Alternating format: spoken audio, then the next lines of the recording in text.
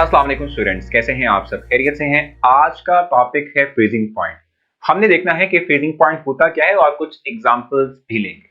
तो जी स्टूडेंट, जैसे कि मैंने आपसे कहा कि हमने फ्रीजिंग पॉइंट की बात करनी है, तो स्टार्ट करते हैं। फ्रीजिंग पॉइंट को डिफाइन करेंगे सबसे पहले। देखिए, जहां तक बात है फ्रीजिंग पॉइंट की, तो डायरेक्ट इसकी डेफिनेशन पे जाने से पहले मैं चाहता हूं कि एक पॉइंट आपको समझा दूं। आपको याद होगा कि हमने ये बात पढ़ी हुई है कि जब हम टेम्परेचर को बढ़ाते हैं किसी सब्सटेंस के तो वेपर प्रेशर बढ़ जाता है, टेम्परेचर कम कर देते हैं तो उसी सब्सटेंस का जो वेपर प्रेशर है वो भी कम हो जाता है। ठीक है, अब इससे भी पहले एक और चीज देखते हैं। लेट्स सपोज मेरे पास ये एक बीकर कह लें या कुछ भी मौजूद है, इसमें कुछ पानी मौजूद है, वाटर मौजूद है। ये है लिक्विड लिक्विड सब्सटेंस। ठीक है, और एक तरफ मेरे पास एक सॉलिड ब्लॉक मौजूद है, ये सॉलिड है। ठीक हो गया। अब आप देखें, आप ये बात जानते हैं कि अगर मेरे पास एक ग्लास में पानी मौजूद हो तो पानी आसानी से एवेपोरेट कर जाएगा, लेकिन अगर मेरे पास सिर्फ एक ग्लास हो, पानी ना हो उसके अंदर, तो क्या ग्लास का मटेरियल एवेपोरेट करेगा? क्या ये मार्कर अगर मैं यहां रख दूं तो क्या ये एवेपोरेट करता है? यानी एवेपोरेट इस तरह से करेगा जैसे हमारा पानी अगर हम लेट्स सपोज कहीं गिरा देते हैं तो वो फौरन से खुश्क हो जाता है, ऐसा नहीं है ना। तो हम कहते हैं कि सॉलिड का वेपर प्रेशर यानी कि एवेपोरेशन प्रोसेस इन सॉलिड बहुत कम होता है, बहुत बहुत कम। ठीक है, और सॉलिड का वेपर प्रेशर भी कम होता है।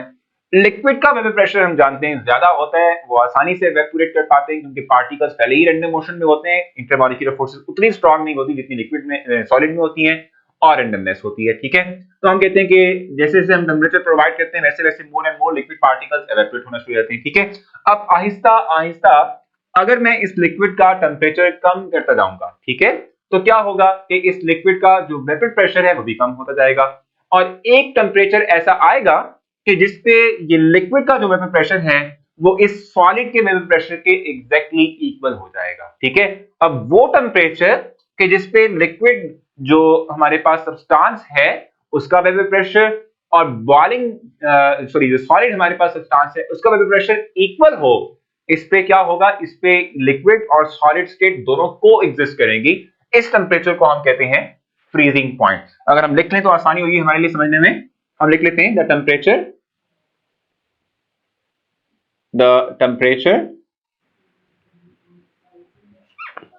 at which the vapor pressure of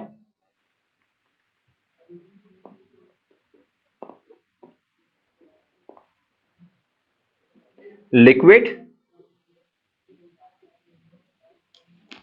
and solid are equal,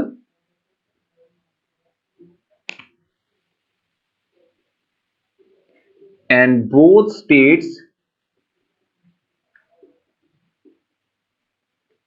can coexist।